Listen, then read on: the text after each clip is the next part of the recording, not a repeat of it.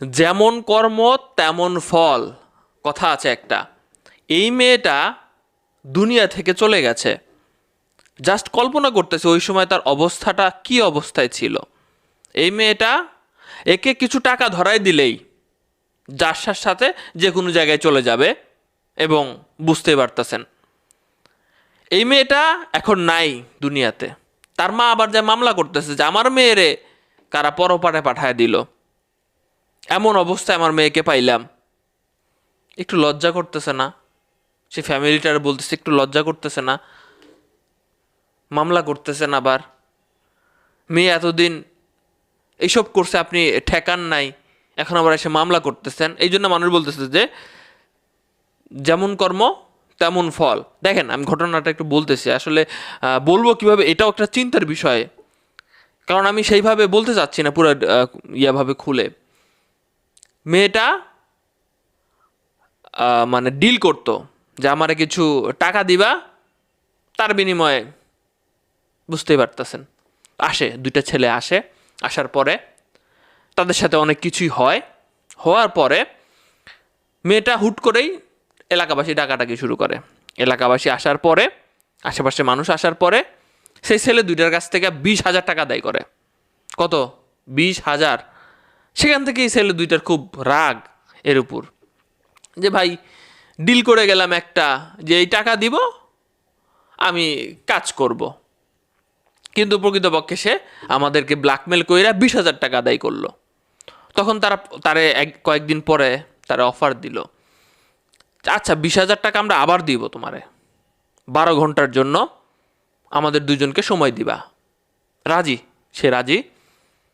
তার সাথে একটা জায়গায় গেল, সেখানে গেল, তাদের ইচ্ছা মতো খায়স মিটাইলো, কোনো সমস্যা নেই। সে অপেক্ষায় আছে যে ঠিক আছে 20,000 টাকা তো পামু লাস্টে। কিন্তু এরা কি করছে, সেখানে নিয়ে যায় ওই যে প্রতিশোধ, 5,000 টাকা ধরাই দিতেছে। দেখেন পুরাই কিন্তু এবারে ঘটনাটাই ভাই বর্ণনাযোগ্য নয়, আমি যদি শর্ট করে বলতেছি। তো 5,000 টাকা দিয়ে বিষয়টা মিটমাট করার চেষ্টা করছে। সেখানেও ও চিন্তা করছে যে আমি আবারও একটু ইয়ে করব, আশেপাশের লোকজন জড়ো করব, আবারও সেই 20,000 টাকা কিংবা তার বেশি টাকা আমরা নিব।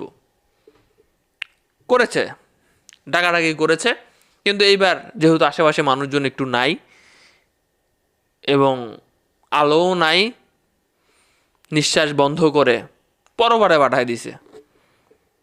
মেয়েটা টিকটক করতো, টিকটক আরও, বুঝতে পারছেন? পরবর্তীতে মা মামলা করছে। এই জন্য বললাম যে মা জানে না যে তার মেয়ে কী কী করে বেড়ায়,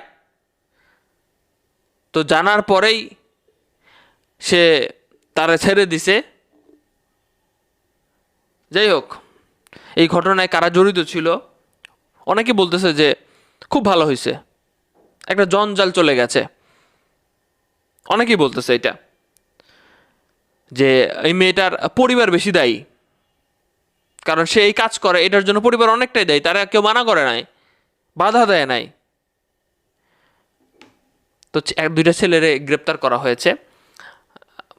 ওই যে ওর মুন্নির কিছু মোবাইল বা নিয়ে গিয়েছিল, সেটার পরিপ্রেক্ষিতে তারা গ্রেপ্তার হয়েছে। কি বলবেন আপনারা? যেমন কর্ম তেমন ফল, এছাড়া আর বলার কিছু আছে?